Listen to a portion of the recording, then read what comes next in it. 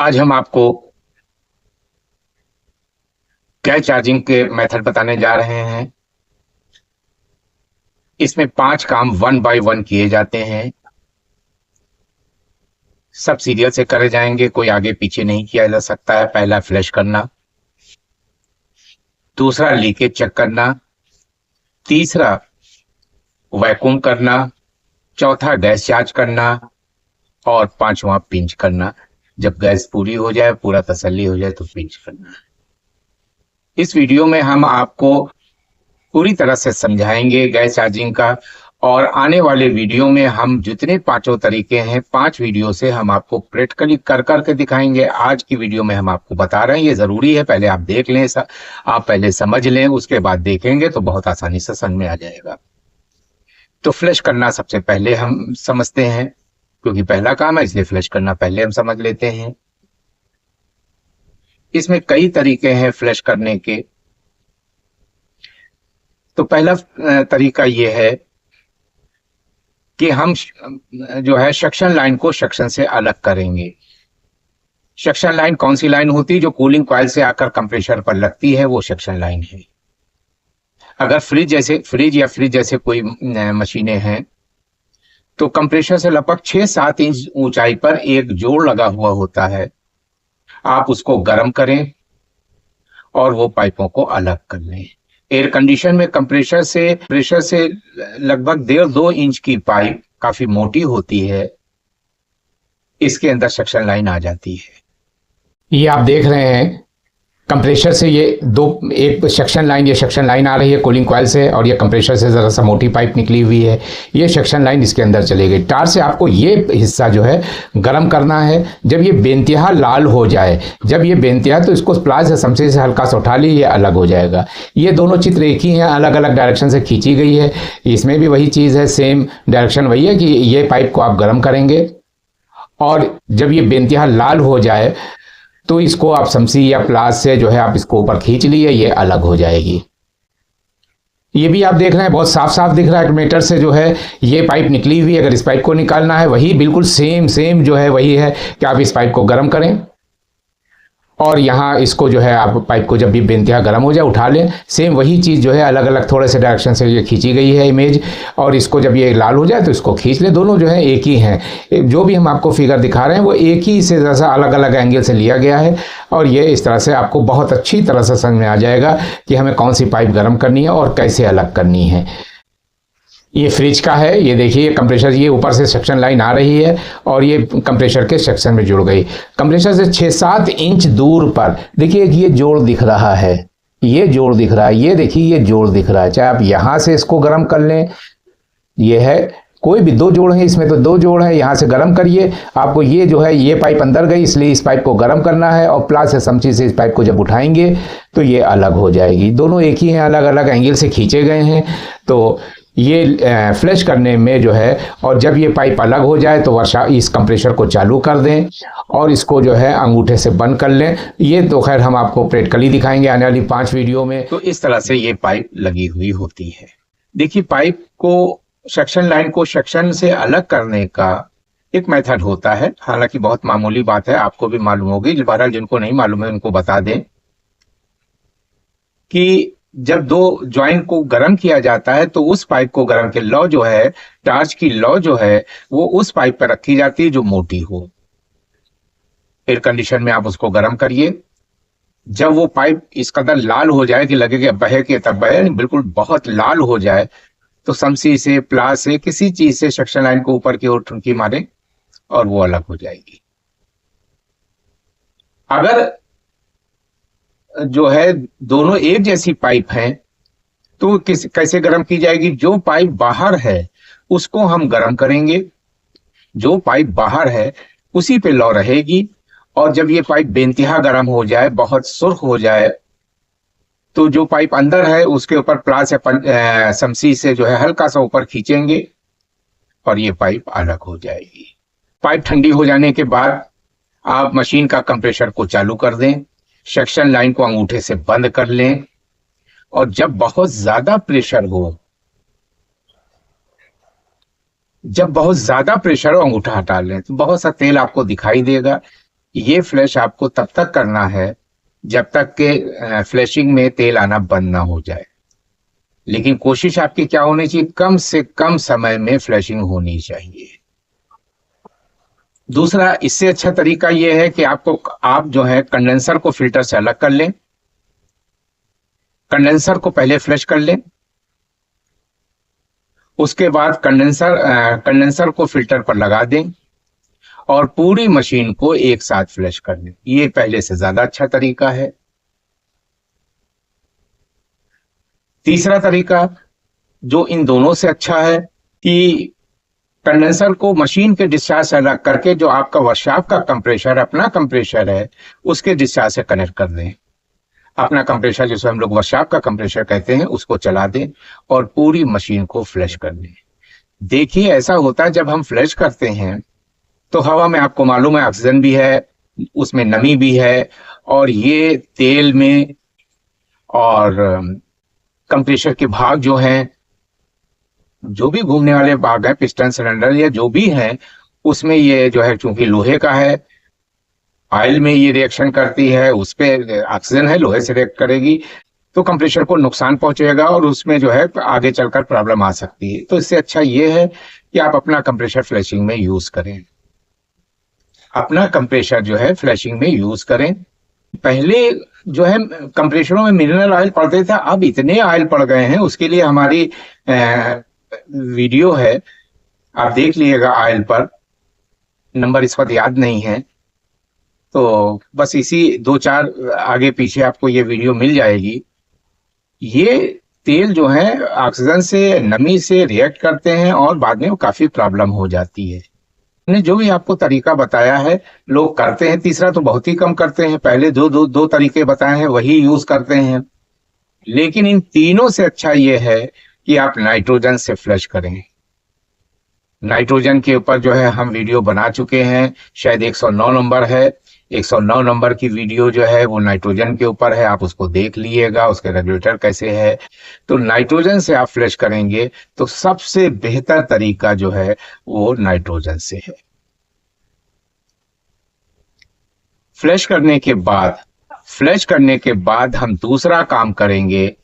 जब आपने फ्लश कर लिया तो अब आप चाहते हैं कि फिल्टर बदला जाए, फिल्टर बदल दिए। कैपिलरी भी बदलना चाहते हैं, कैपिलरी बदल दिए, फिल्टर तो बदल दिए। अगर आप फ्लश करने के बाद सबसे आखिर में आप फिल्टर अगर बदलना चाहते हैं, फिल्टर बदल दिए। सक्शन लाइन को सक्शन से जोड़ दिए। जोड़ने में ये होता है कि बिल्कुल फ्रेश वेल्डिंग जो है वो आप करें। एयर कंडीशन में तो नहीं, लेकिन जैसे फ्रिज वगैरह है उसमें दोनों साइड में क्वार्टर एक ही जैसी पाइप अगर लगी हुई है, अगर एक ही जैसी पाइप लगी हुई है तो थोड़ी थोड़ी इतनी इतनी जो है आधा इंच दोनों साइड से काट लिए और फ्रेश वेल्डिंग करिए, वरना जो पुरानी वेल्डिंग का माल है वो अंदर पिघल के जा सकता है, प्रॉब्लम आएगी। तो अच्छा यही है कि आप उस पर फ्रेश वेल्डिंग कर लें। वेल्डिंग हो जाने के बाद अब लीकेज चेक किया जाएगा। सभी काम आपको बारीकी समझने हैं। फ्लश में जो है वो कम से कम समय आपको देना है, लीकेज अब आप ठीक से समझ लीजिए। हम आपको मैनीफोल्ड वाल से लीकेज जो कनेक्शन है वो मैनीफोल्ड वाल से बताएंगे। मैनीफोल्ड का बीच वाला सिरा लीकेज चेक करना बता रहे हैं आपको। बीच वाला सिरा वर्कशॉप के कंप्रेशर के डिस्चार्ज पर लगा दीजिए, जो आपका कंप्रेशर है उसके डिस्चार्ज पे लगाइए। और किनारे वाला सिरा जो प्रेशर गेज वाला साइड वाला सिरा है, प्रेशर गेज साइड वाला सिरा है, वो मशीन की चार्जिंग पे, जिसमें आप जो है गैस चार्ज करने जा रहे हैं उसकी चार्जिंग पे लगा दें। कंपाउंड गेज वाला साइड वाला सिरा जो है उसको आप बंद रखें और पहले से मूड बना लें कि हमें प्रेशर देना कितना है, ये आप मूड बना लें। मेरी अपनी राय है कि आप 100-125 पाउंड प्रेशर जो है आप उसमें दें। जो स्टैंडर्ड तरीका है जो उसमें है कि डिस्चार्ज प्रेशर से कम, मान लिए किसी में जो है 250 डिस्चार्ज प्रेशर रहता है तो आप 200-180 पाउंड प्रेशर दे दें। डिस्चार्ज प्रेशर से कम प्रेशर ही आपको देना है। मेरी वीडियो नंबर 106 में किस गैस के साथ कितना प्रेशर होता है वो दिया हुआ है। सभी मशीनों के डिस्चार्ज प्रेशर दिए हुए हैं, स्टैंडिंग प्रेशर दिया हुआ है, तो उससे आपको कम देना है।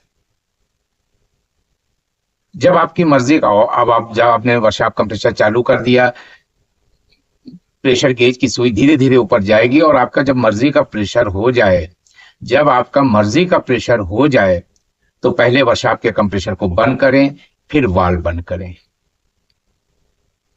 उसके बाद साबुन का फेने से जो है, आप जहां पर आपने वेल्डिंग की है, जहां पर नट बोल्ट वगैरह लगे, फ्लेयरिंग नट वगैरह लगे, यूनियन लगी है, वहां पर आप चेक कर लें। जहां पाइप चटकी सी लगी हुई है या आपको जहां पर शक कैसे, देखिए ऐसा होता है कि अगर आपको पाइप में कहीं पर भी हल्का सा तेल, रिसा हुआ तेल दिख जाए, समझिए वहां से चांस बहुत होते हैं, तो वहां पर बहुत ठीक से देख लें। ये एक बहुत बड़ी पहचान होती है अगर कहीं पर तेल दिख जाता है, ऑयल जो है हल्का सा रिसा हुआ दिख जाता है। प्रेशर मिल गया तो आप उसके ऊपर अच्छी सी वेल्डिंग कर लें, जो भी उचित वेल्डिंग हो, जो भी आप काम करना चाहते हैं मौके पर। नहीं मिलता है और अगर आपने वेल्डिंग कर दी, फिर से प्रेशर दिए और मशीन को होल्ड कर दिए। आपने 120 130 प्रेशर दिया था और 2 4 5 घंटे या कल जो है आपने आके देखा कि उतने ही प्रेशर, 1 2 पॉइंट कम हो जाता है, वो अलग बात है, तो समझिए मशीन में लीकेज नहीं है। लेकिन आप बहुत देर बाद, कल आप 2 4 घंटे 5 घंटे या दूसरे दिन आके देखते हैं कि 130 दिया था, अब साला 50 60 रह गया, तो लीकेज है, उसको फिर ठीक से देखेंगे। देखिए ऐसा है कि मामला जो है, लीकेज जो है हवा से, सभी चेक करते हैं। दोनों हम तरीके आप बता, स्टैंडर्ड तरीका और जो आमतौर से होता है, दोनों बता दें, इसमें आपको कंफ्यूजन नहीं करना है। देखिए आजकल जो कंप्रेसर आ रहे हैं उसमें तरह तरह के तेल हैं, पॉलिस्टर ऑयल है और बहुत से तेल हैं, जो वीडियो में, हमारी आने वाली वीडियो में, 1 2 वीडियो बाद जो है हम आपको बता दें कौन कौन, करीब 8 तरह के तेल आते हैं। वीडियो नंबर 115 में, वीडियो नंबर 115 में अभी आई नहीं है, बना रहे हैं। वीडियो नंबर 115 में कौन से तेल इसमें पड़ते हैं, किस गैस के साथ कौन सा तेल पड़ता है, ये सारी जानकारी हम वीडियो नंबर 115 में आपको देने जा रहे हैं। उसको वीडियो, अभी तो ये हम आकर वीडियो नंबर 111 है, 3 4 चौथी वीडियो जो हम आपको देंगे उसमें हम इसी बात को बताएंगे कि किस गैस के साथ कौन सा तेल सूट करेगा। कभी कभी होता है कि इस गैस के साथ ये भी तेल, ऑयल जो है सूट करेगा, वो वाला भी करेगा। वो पूरी डिटेल्स हम आपको 115 नंबर में देने जा रहे हैं। तो हमने हवा से लीकेज चेक किया, ये सही तरीका नहीं है। अमोनिया से जो है आप लीकेज चेक करेंगे, देखिए ऐसा होता है, प्रेशर और टेम्परेचर में, दोनों में रिलेशन है। टेम्परेचर बढ़ेगा, प्रेशर बढ़ेगा। थोड़ा सा हिंट दे दें, शायद हमने पिछले वीडियो में कहा था, जब आप टाइप ट्यूब में गर्मियों में आप जो है डलवाते हैं हवा, तो थोड़ी सी कम डलवाते हैं, क्योंकि गर्मी में साली फैल जाती है थोड़ी बहुत, और इसीलिए आजकल अमोनिया लोग गैस अमोनिया निकल जाता है, नाइट्रोजन उसमें डलवा रहे हैं। तो कोशिश आपको ये करनी है कि हम नाइट्रोजन गैस डालें। नाइट्रोजन की पूरी जो स्टोरी है वीडियो नंबर 109 में हम दे चुके हैं, आप उसको देख लीजिएगा।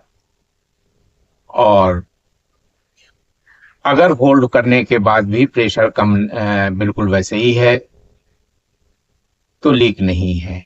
अगर लीकेज नहीं मिल रहा है तो आपको कॉयल जो है, दोनों कॉयल, कूलिंग कॉयल और कंडेंसर कॉयल जो है अलग करने पड़ेंगे। कंडेंसर का या कूलिंग कॉयल का दो सिरे हैं, एक सिरा बंद कर दिया और एक तरफ से प्रेशर दे के उसको किसी टब में, पानी के टब में डुबोएं। बड़ी आसानी से आपको बबल्स दिख जाएंगे, बिल्कुल पक्का है दिख जाएंगे, और उस जगह पर आप वेल्डिंग करें और उसको लगा दें। तो ये लीकेज चेक करने का एक शॉर्टकट तरीका है। उम्मीद है आपको ये लीकेज चेक करना आपको समझ में आया होगा। तब हम तीसरा काम करेंगे, वैक्यूम करना। वैक्यूम करने में बीच वाला सिरा वैक्यूम पंप पर लगेगा, जहां से हवा खींचता है, एक ही उसमें सिरा होता है, वैक्यूम पंप में लगेगा।